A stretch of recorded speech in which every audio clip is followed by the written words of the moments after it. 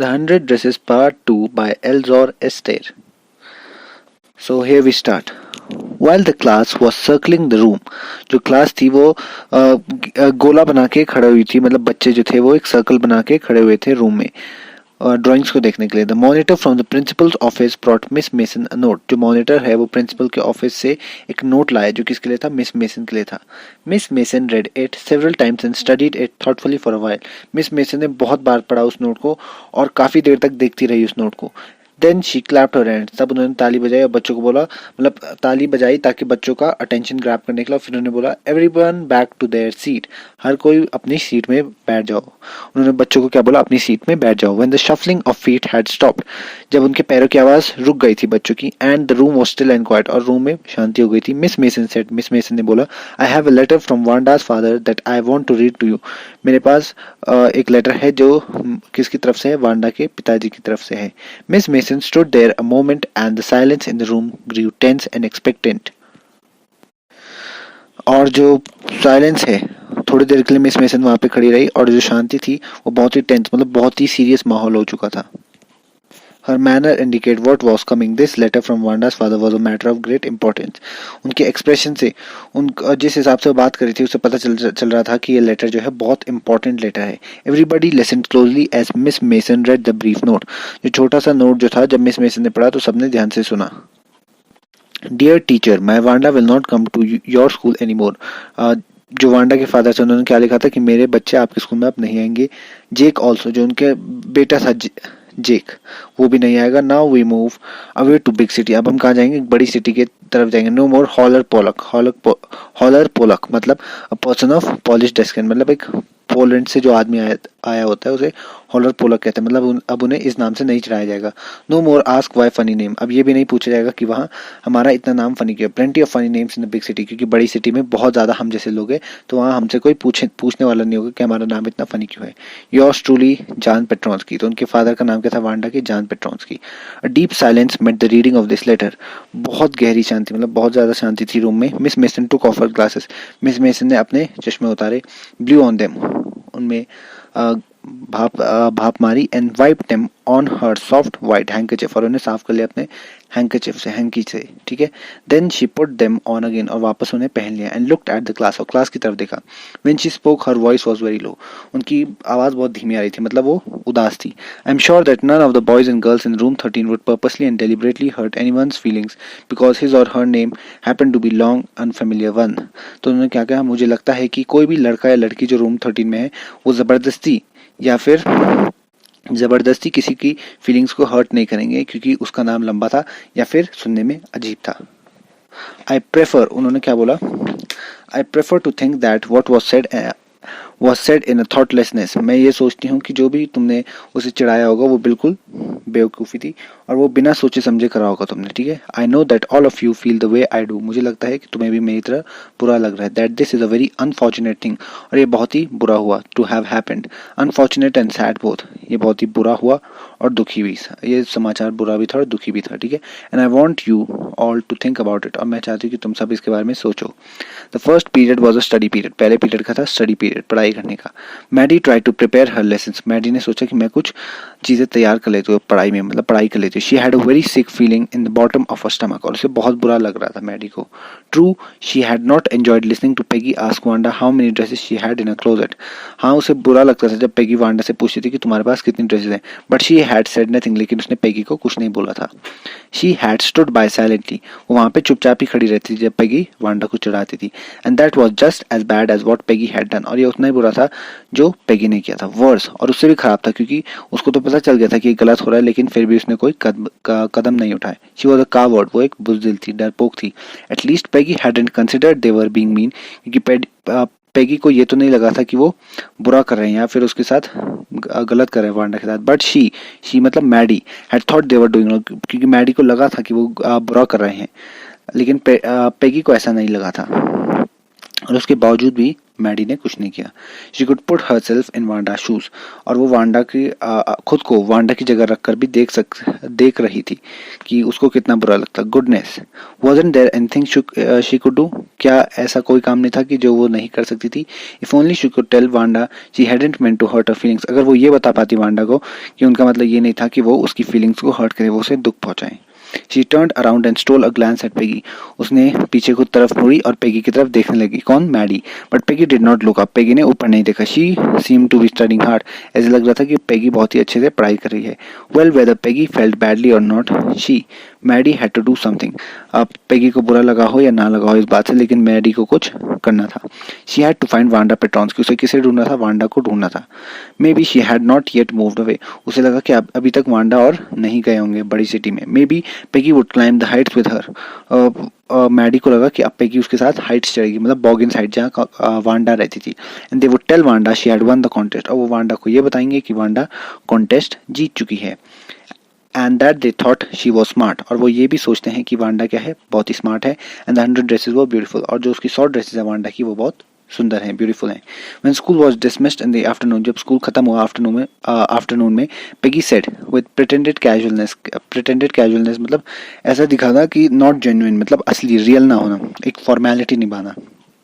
Hey let's go, चलो जाके देखते हैं कि see if that kid has left town और नॉट, ये जाके देखते हैं कि वांडा ने टाउन छोड़ दिया है या फिर वो अभी भी है। So Peggy had the same idea, तो पेगी के दिमाग में भी सेम आइडिया था। मैडी ग्लोड, मैडी खुश हो गई। Peg was really all right, Peggy बिल्कुल ठीक थी। The two girls hurried out of the building, ये दोनों लड़कियां मैडी और पेगी जल्दी से स्कूल बिल्डिंग से बाहर गए और फिर बॉगिन्स हाइट की चढ़ाई चढ़ने लगे। The part of the town that wore such a forbidding air on this kind of November afternoon, drizzly damp and dismal. Drizzly damp and dismal मतलब सब कुछ गीला हो चुका था। वो वहाँ बहुत ही शांति थी, मतलब माहौल बहुत ही शांति थी वहाँ पर, सब कुछ गीला हो चुका था और मतलब चारों तरफ ऐसा लग रहा था कि मतलब अंधेरा भी, आफ्टरनून थी और बारिश हुई थी तो अंधेरा भी काफ़ी था, जिस वजह से मतलब सारा एनवायरनमेंट भी काफ़ी सैड लगने लगा था उन्हें। Well at least said Peggy gruffly मतलब एक हार्श टोन में, उतनी काइंडनेस से नहीं, मतलब I never did call her foreigner, लेकिन मैंने उसे कभी फॉरनर नहीं बुलाया, पेगी ने ऐसा बोला, और make fun of her name, और ना मैंने उसके नाम का मजाक उड़ाया। I never thought she had the sense to know we were making fun of her anyway, मुझे नहीं लगता कि उसके पास इतनी अकल भी होगी कि उसे पता चले कि हम उसका मजाक उड़ा रहे हैं। I thought she was too dumb, मुझे लगा वो बहुत बेवकूफ़ है। एंड जी किसको बोला? मैडी को। Look how she can draw, और देखो वो कैसे बना सकती है। Maddie could say nothing, Maddie कुछ नहीं बोल पाए। All she hoped was that they would find Wanda, Maddie को बस ये उम्मीद थी कि उन्हें वांडा मिल जाए। She wanted to tell her that they were sorry, और वो ये बोलना चाहती थी कि हम बहुत ही दुखी हैं। They had picked on her, उन्होंने क्यों दुखी हैं? क्योंकि हमने तुम्हारा मजाक उड़ाया है। और and how wonderful the whole school thought she was, और पूरे स्कूल को क्या लगता है कि वांडा बहुत ही वंडरफुल है, बहुत ही अच्छी लड़की है। And please not to move away, और दूसरे टर्न ना जाए। And everybody would be nice, और सब उसके साथ अच्छे से रहेंगे। She and Peggy would fight anybody, वो और पेगी, मैडी और पेगी किसी से भी लड़ाई कर देंगे अगर वांडा के साथ कोई अच्छे से नहीं रहा। The two girls hurried on, वो आगे चलती गई बॉगिन साइड की तरफ। They hoped to get to the top of the hill before dark, और वो रात होने से पहले वहां पहुंचना चाहते थे। I think that's where the Petronskis live, said Maddie.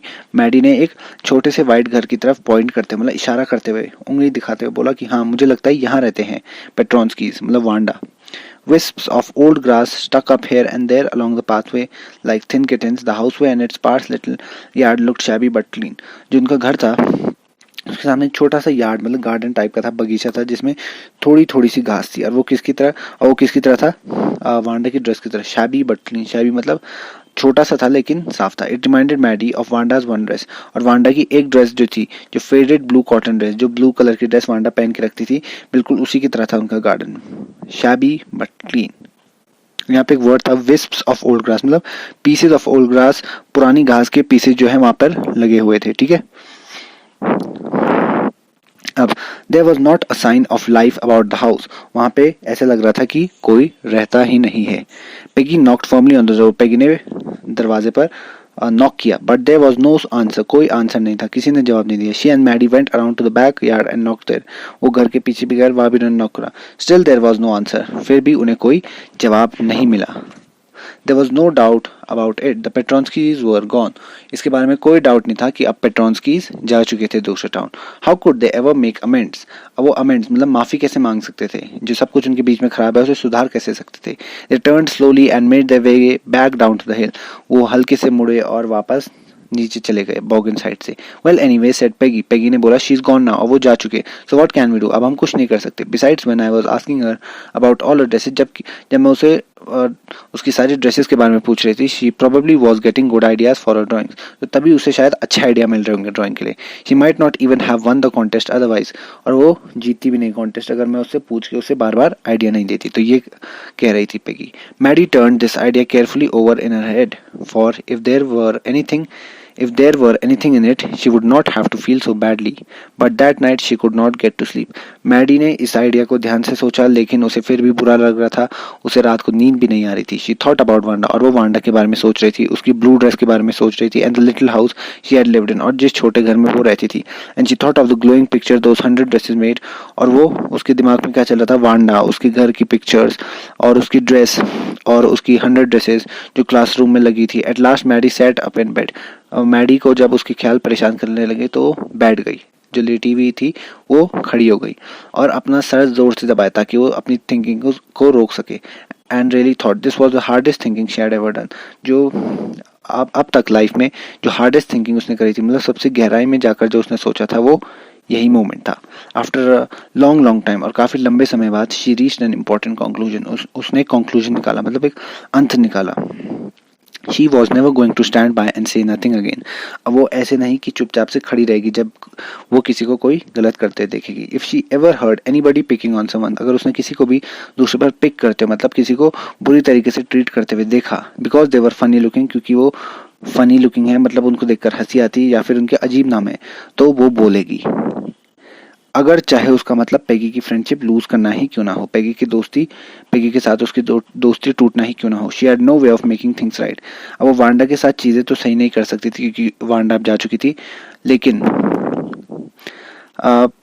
आज से she would never make anybody else that unhappy again, लेकिन किसी और को वो इतना दुखी या फिर उदास नहीं होने देगी। On Saturday Maddie spent the afternoon with Peggy, Saturday को मैडी ने जो आफ्टरनून है वो पेगी के साथ बिताई। They were writing a letter, वो वांडा पेट्रोन्स्की को एक लेटर लिख रहे थे, एक फ्रेंडली लेटर लिख रहे थे जिसके बारे में उसे किसके बारे में बताने वाले थे, कॉन्टेस्ट के बारे में बताने वाले थे उस लेटर में, और वांडा को ये बताने वाले थे कि वो कॉन्टेस्ट जीत चुकी है और उसकी ड्राइंग्स बहुत ही अच्छी हैं, और उन्होंने ये भी पूछने वाले थे कि उसे वो जगह पसंद है जहाँ वो अब रहती है, उसके न्यू टीचर कैसे हैं, क्या उसे अपने नए टीचर पसंद है, उन्होंने ये पूछना था लेटर में। They had meant to say they were sorry but it ended up with their just writing a friendly letter, वो उसे सॉरी बोलना चाहते थे लेकिन वो सॉरी नहीं बोल पाए, उन्होंने यही लिख दिया बस, सॉरी नहीं बोला। मतलब they would have written and they signed with lots of X for love, they mailed the letter to Boggins Height, और उन्होंने Boggins Height को वो लेटर मेल कर दिया और राइटिंग प्लीज फॉरवर्ड, और एनवलप पे क्या लिख दिया, प्लीज फॉरवर्ड, मतलब जहाँ वो अब रहते हैं वहाँ इस लेटर को प्लीज पहुंचा दीजिए। डेज पास, बहुत दिन बीत गए, and there was no answer, कोई जवाब नहीं आया पेगी वांडा की तरफ से, but the letter did not come back, और लेटर भी वापस नहीं आया। तो इसका मतलब था कि वांडा को वो लेटर मिल चुका है। अगर लेटर वापस नहीं आया तो इसका मतलब वो लेटर उनको मिल तो चुका है। Perhaps she was so hurt and angry she was not going to answer, क्या पता वो इतनी गुस्सा हो, इतना उसका दिल टूटा हो कि वो उनके लेटर का जवाब ही नहीं देगी। She could not blame her, लेकिन इसमें उसकी कोई गलती नहीं थी, किसकी, वांडा की, कि वो उनको जवाब नहीं दे रही है। उन्हीं ने उसे चिढ़ाना शुरू किया था। Weeks went by, हफ्ते बीत गए, and still Wanda did not answer, Wanda ने फिर भी आंसर नहीं दिया। Peggy had begun to forget the whole business, Peggy सब कुछ भूलने लगी थी, और Maddie put herself to sleep at night making speeches about Wanda, और मैडी जो थी वो रियल वर्ल्ड में नहीं कर पाई तो उसने अपने ड्रीम्स में करने लगी, क्या, वांडा का स्टैंड लेना। और उसे मैडी सपने में क्या देखती थी कि बड़ी लड़कियां क्राउड बनाकर मतलब ग्रुप में खड़ी हैं और वो उसे टीज कर रही हैं, मतलब चिढ़ा रही हैं वांडा को, how many dresses have you got, और जब उससे पूछते कि तुम्हारे पास कितनी ड्रेसेस है और तुम्हारे पास कितनी ड्रेसेस हैं, और जब तक वांडा कुछ बोल पाती उससे पहले ही मैडी क्या बोल देती, रुक जाओ, और तब सबको बुरा लग जाता जैसे मैडी को लगता था। तो वो मतलब ऐसे सपने देखती थी। Now it was Christmas time, अब क्रिसमस आ चुका था, मतलब 25 दिसंबर स्कूल एंड होने वाला था उनका। And there was snow on the ground, और बर्फ पड़ी हुई थी सब चारों तरफ।